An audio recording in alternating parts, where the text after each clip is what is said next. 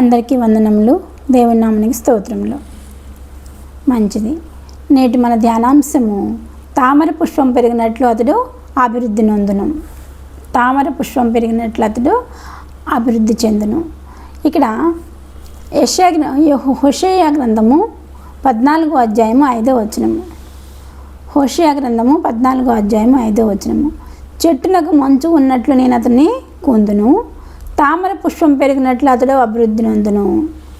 చెట్టునకు మంచు ఉన్నట్లు నేను అతనికి ఉందును. మంచు కాలంలో, శీతాకాలంలో చెట్టుకు మంచు పట్టడం వలన చెట్లు ఏపుగా పెరుగుతాయి, చాలా అభివృద్ధి చెంది బాగా పెరుగుతాయి.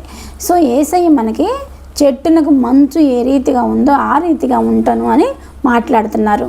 యేసయ్య మాట్లాడే మాటలు విన్నట్లయితే మనకి ఎంత ఆనందం అండి. చెట్టునకు మంచు ఉన్నట్లు నేను అతన్ని అంటుకొని ఉందును అంటున్నారు. యేసయ్య మనల్ని అంటుకొని ఉంటే మనకి ఇంకేమైనా ఉందండి? నష్టం లేదు. అన్ని లాభాలు యేసయ్య మనతో ఉంటే. కాబట్టి యేసయ్య ఏమంటారంటే, నేను మిమ్మల్ని చెట్టుకు మంచు అంటుకున్నట్లు అంటుకొని ఉన్నాను ఉందును, తామర పుష్పం పెరిగినట్లు అతడు అభివృద్ధి నొందును. యేసయ్య అంటుకొని ఉన్నాడు కాబట్టి తామర పుష్పం ఎదిగినట్లు ఎదుగుతాడు. తామర పుష్పం ఎదగడానికి కారణం ఏంటండి? ఈ తామర పుష్పము చెరువులో అంటే మురికి నీటిలో పెరుగుతుంది, కానీ దానికి మురికి అంటనివ్వదు. చెరువులో మురుగు వాసన వస్తుంది, కానీ ఆ మురుగు వాసన తామర పువ్వుకి అంటుకోదు. కాబట్టి దేవుడు మనల్ని తామర పువ్వుతో ఎందుకు పోల్చారు అంటే, తామర పువ్వు ఎంతో ఆహ్లాదకరంగా మనకు సంతోషాన్ని కలిగిస్తుంది. అది తామర పువ్వు మురికి నీటిలో ఉన్న మురుకు నీరు దానికి అంటనివ్వదు. అలాగే మురుకు వాసన కూడా దానికి అంటనివ్వకుండా పవిత్రముగా ఎంతో పరిశుభ్రంగా ఉంటుంది. మనం కూడా అలాగే ఉండాలని యేసయ్య కోరుకుంటున్నాడు. అందుకని తామర పువ్వుతో పోల్చి ఉన్నారు. మనం ఎలా ఉండాలి? లోకము పాపభరితమైన లోకంలో అనేకమైన పాపాలు లోకంలో ఉన్నాయి. అయితే ఈ పాపలోకంలో పాపులతో కలిసి నివసిస్తున్న మనము పాపం మనకు అంటకుండా నివసించాలనేది యేసయ్య కోరిక. ఈ తామర పుష్పం ఎలాగో మురికి నీటిలో ఉండి పైకి ఎదుగుతుందో, తామర పువ్వుకి మురికి వాసన అనేది అంటకుండా ఎలాగ పైకి అభివృద్ధి చెందుతుందో, అలాగూ మనం కూడా ఈ లోకంలో ఉన్న పాపాలని అంటుకోకుండా, పాపం మనకంటకుండా, మనం పాపులం కాకుండా నీతిమంతులుగా పరిశుద్ధుడైన యేసు రక్తంలో కడగబడి యేసయ్యతో జీవించాలని యేసయ్య కోరుకుంటున్నాడు. అందుకని మనల్ని తామర పుష్పంతో పోల్చి ఉన్నాడు. తామర పుష్పము అభివృద్ధి చెందినట్లు నీవు అభివృద్ధి చెందుదువు అని మాట్లాడుతున్నాడు.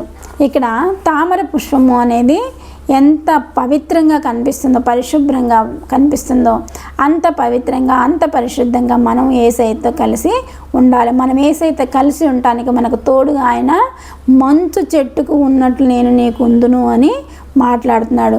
ఆయన యేసయ్య మనకి చెట్టుకు మంచు ఉంటే చెట్టు ఎలా వేపుగా పెరుగుతుందో, అలాగే యేసయ్య మనకు తోడుగా ఉంటే మనం ఈ లోక మాలిన్యం అంటకుండా పవిత్రంగా, పరిశుభ్రంగా, నీతిమంతులుగా లోకంలో తీర్చిదిద్దబడతాము. ఏ భేదమును లేదు. అందరూ పాపం చేసి దేవుడు అనుగ్రహించే మహిమను పొందలేకపోతున్నారు. ఈ పాపలోకంలో ఏ భేదము లేదు. అందరూ కూడా దేవుడు అనుగ్రహించే మహిమను పొందలేకపోతున్నారు. పాపం చేసి దేవుడు అనుగ్రహించే మహిమను పొందలేకపోతున్నారు. ఏ భేదం లేదంటే గ్రీసు దేశస్థుడు కాదు, యూదుడు కాదు, అన్యుడు కాదు, హిందూ దేశం కాదు, భారతదేశం కాదు, అమెరికా కాదు, ప్రతి దేశంలో ఉన్న ప్రజలు అందరూ కూడా పాపం చేసి దేవునికి వ్యతిరేకంగా దేవుని యొక్క మహిమను పొందలేకపోతున్నారు. అయితే దేవుడు మనల్ని చెట్టుకు మంచు ఉన్నట్లుగా అంటుకొని ఉండటం వలన మనము ఈ పాపభరితమైన లోకంలో పాపం అంటకుండా పవిత్రులుగా, పరిశుద్ధంగా జీవించడానికి ఆయన మనకి అవకాశాన్ని ఇచ్చాడు. ఆయన యొక్క ఉచితమైన కృప వలన మనము ఈ లోకంలో పాపం అంటకుండా మనకి పాపాన్ని ఎడమ చేశాడు. ఆయన మంచు అంటుకున్నట్లుగా, చెట్టుకు మంచు అంటుకున్నట్లుగా నేను అతన్ని కొందును అన్నట్లు, మంచు అంటుకున్నట్లు మనకు అంటుకొని ఉండటం వలన మనము ఈ పాపభరితమైన లోకంలో పాపం లేకుండా జీవిస్తున్నామండి. ఇందుకు దేవుడి పాపం లేకుండా జీవించేలాగా చేసినాడు. కాబట్టి దేవుని యొక్క పాపం లేకుండా మనం దేవుని యొక్క సన్నిధిలో ఎదగాలంటే యేసయ్య యొక్క కృప మనకి తోడుగా ఉండాలి. పడమటికి తూర్పెంతో ఎడమో, పాపములకు మనకు నంత ఎడము కలుగా చే చేసియున్నాడు, మన పాపములను ఎడముగానే చేసియున్నాడు. ఆ కారణముచే దేవ సంస్తుతి చేయవే మనసా, శ్రీమంతుడగు యెహోవా సంస్తుతి చేయవే మనసా. దేవ సంస్తుతి చేయు మానా, జీవమా యెహోవా దేవుని పావన నామమును తించుమా. నా అంతరంగములో వసించును సమస్తమా, దేవ సంస్తుతి చేయవే మనసా. ఈ రీతిగా దేవుడు మనకి మన పాపములకు ఎడమ కలుగ చేసి ఉన్నాడు. తూర్పుకి పడమర ఎంత దూరమో మన పాపములకు మనకు అంత ఎడమ కలుగ చేసి ఉన్నాడు. ఎట్టి రీతిగా మనకి చెట్టుకు మంచు అంటుకున్న రీతిగా నేను అతనికి అంటుకొని ఉందును. మనకి యేసయ్య అంటుకొని ఉండటం వలన మనము ఈ తామర పుష్పంలాగా పాపం అంటుకోకుండా పైకి ఎదుగుచున్నామండి, అభివృద్ధి చెందుతున్నామండి తామర పుష్పంలాగా.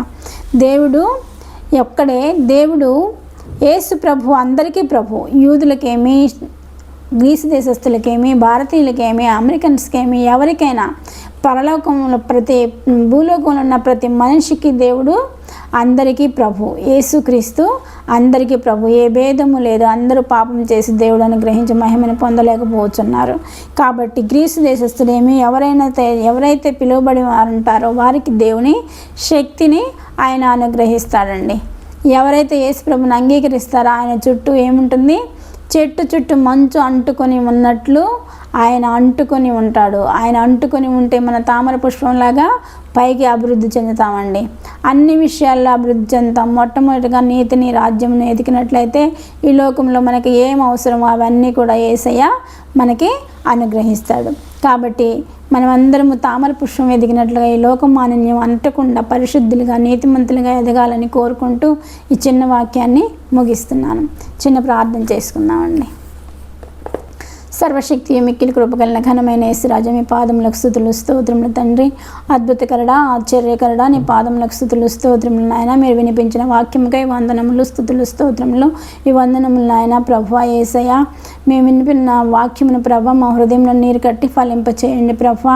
తామర పుష్పం ఎదిగినట్లుగా మేము ఈ లోక మాలిన్యం అంటకుండా ప్రభా పరిశుద్ధులుగా, నీతిమంతులుగా నీ సన్నిధులు ఎదగటానికి నీ కృపను మాకు తోడుగా ఉంచమని మా ప్రభును ప్రియకుమారుడైన యేసుక్రీస్తు నామమున అడుగుచున్నాను తండ్రి. ఆమెన్.